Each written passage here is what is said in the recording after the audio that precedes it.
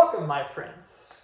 I'm assuming many of you are new registered behavior technicians. You may be looking at the 40-hour course. You may be someone interested in behavior analysis and browsing through your YouTube videos, and welcome. Welcome, all of you.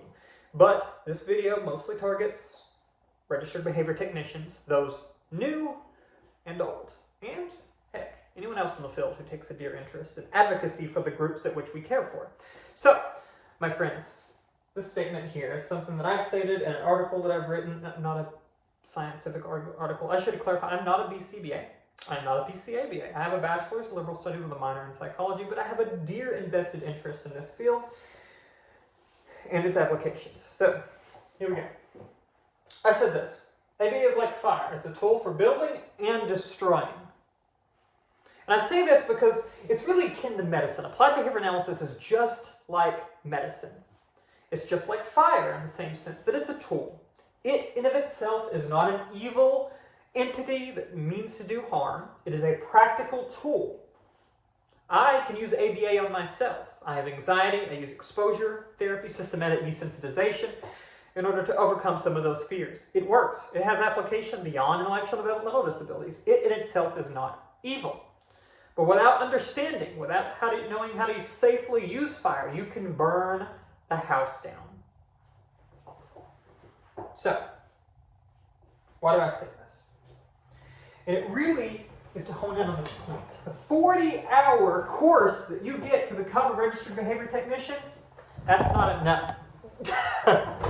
Oh, excuse me now. It's not enough. It hasn't been enough. It's never going to be enough.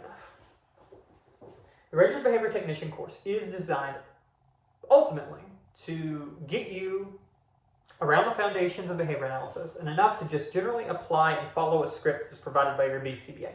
But that is a problem. We do not expect any other field to do this. Most colloquially I want to address is medicine.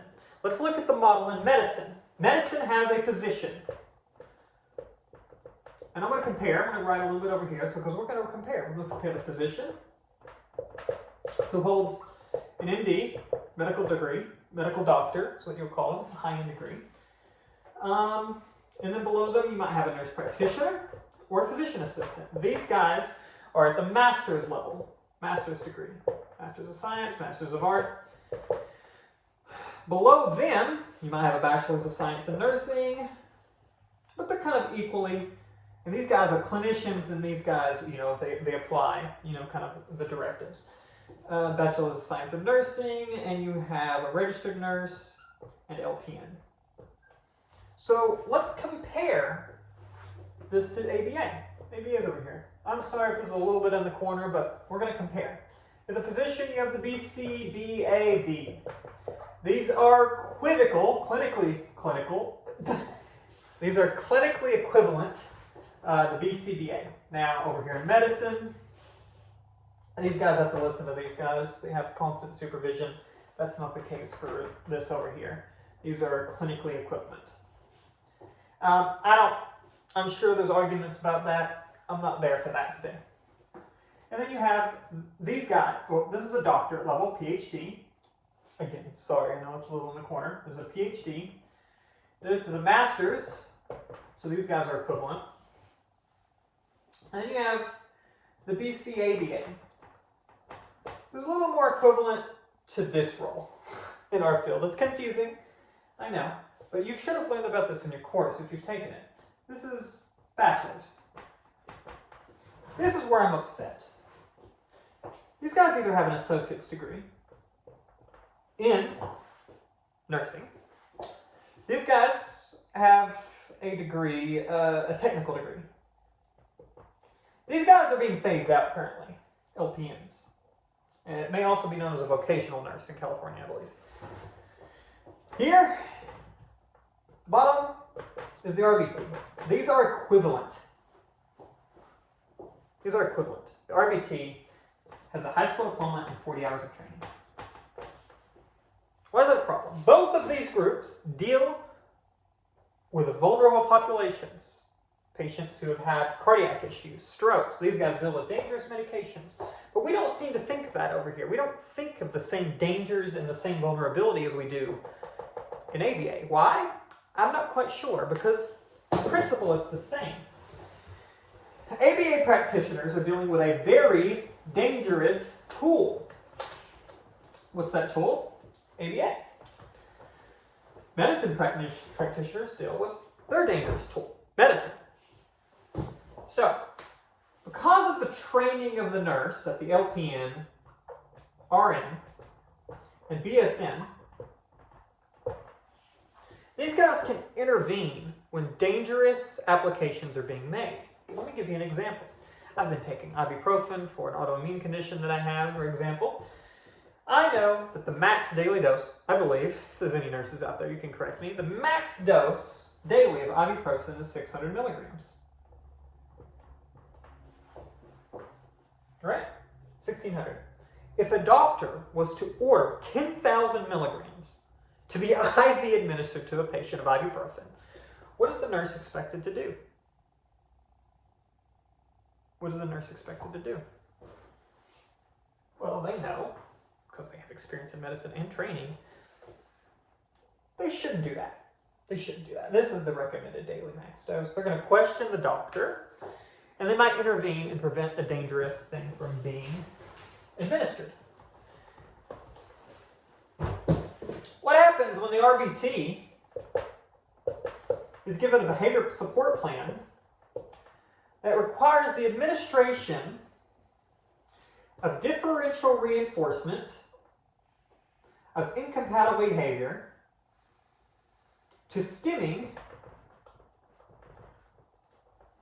that is not socially maladaptive?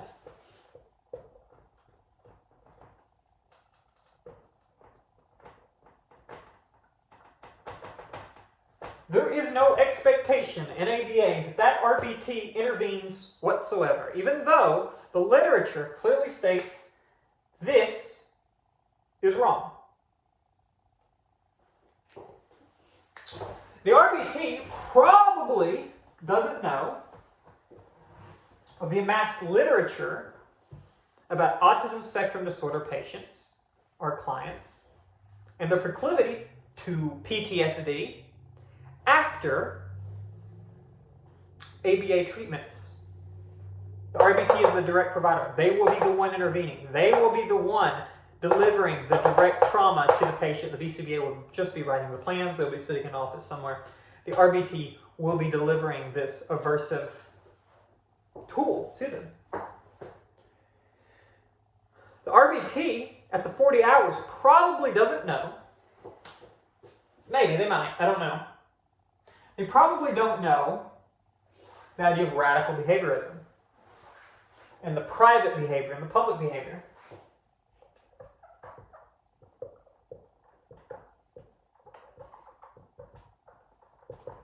They probably don't know, if they've not been trained, if they've only been trained in kind of the kind of, I know it will be mentioned in those 40-hour courses, but it's briefly skimmed about the measurements and all these things. They probably don't know that private behavior can become more hellish for an individual. That's where you might get clinical studies that show PTSD or internal private trauma experiences, while their public behavior decreases and becomes more acceptable to everyone. So this might be stimming of some sort, hand flapping. This might decrease, while PTSD-related private behavior might increase. Everything looks good when you're charting it, right? But you don't know as an RBT. You should not, at least according to the science, be delivering this. But it's okay, because the field of ABA doesn't necessarily require you to know that, nor does it punish you for that, because it doesn't really deal with these kind of private experiences. They claim to. They will claim to that this is radical behaviorism. So let me tell you a little bit about behaviorism here, directly from the words of B.F. Skinner, who wrote about radical behaviorism here. The The statement that behaviors deny the existence of feelings, sensations, ideas, and other features of mental life needs a good deal of clarification. Methodological behaviorism and some versions of logical positives rolled private events out of bounds because there could be no public agreement about their validity. He's actually arguing against the case that these need to be ruled out because you can't observe them. He talked about Wilhelm Wundt, I think that's properly William Wundt, and Edward B. Titchener was attacked accordingly. Radical behaviorism, however, takes a different line. It does not deny the possibility of self-realization or self-knowledge, but it questions the nature of what is felt or observed and hence known. It restores introspection, but not what philosophers and introspective psychologists had to believe they were inspecting, and raises the question of how much of one's body one can actually observe.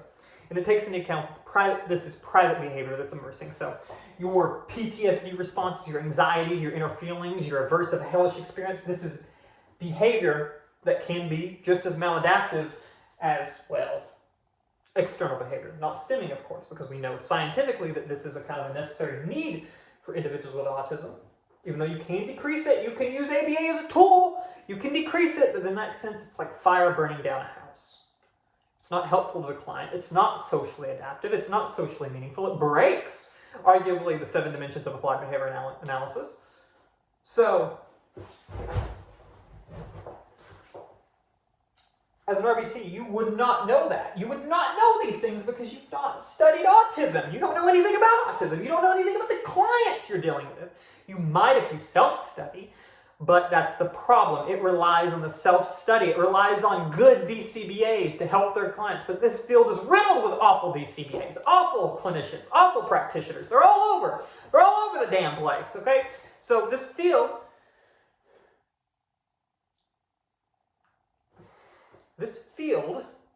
sets the standard for abuse to occur. Whether it's intentional or not intentional, it sets the precedent for abuse to occur. So private behavior, public behavior, again, that distinction. You can create a hellish experience while making everything pleasurable for everyone else. You do that, that's going to be in your training. Because why? Your training says to deal with the public behavior. You get a behavior support plan. It says to respond, you get the behavior, you get the topography of it, the hand flapping when it occurs. You get your, SDs and consequences that you deliver, and you're supposed to decrease it. You have no idea what the field or any other psychological field says about this. You have nothing. Thus, you end up abusing clients. Not all ABA is like this. Like I said, it is a tool. It is a science worth studying. It is a science worth practicing. But this field is riddled with problems. You don't know that as a 40-hour student.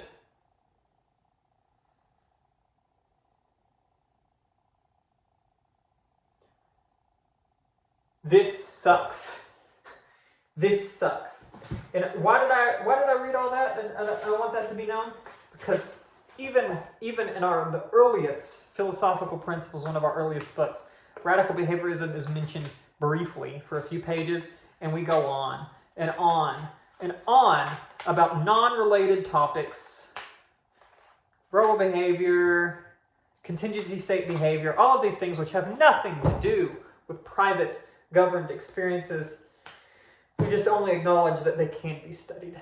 Guess what? There is a whole subset of training and stuff out there about acceptance and commitment therapy and training and all of these things. Stephen Hayes. We've got to look at relational frame theory.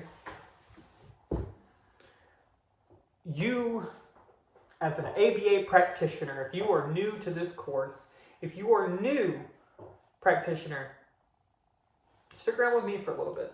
I'm going to be uploading some videos. I'm going to be talking about the things that the 40 hours doesn't cover.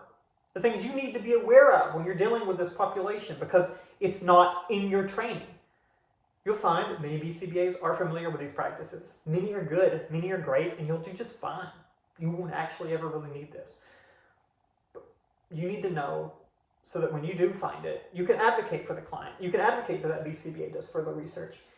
And you know that you're comfortable doing the job that you were set out to do.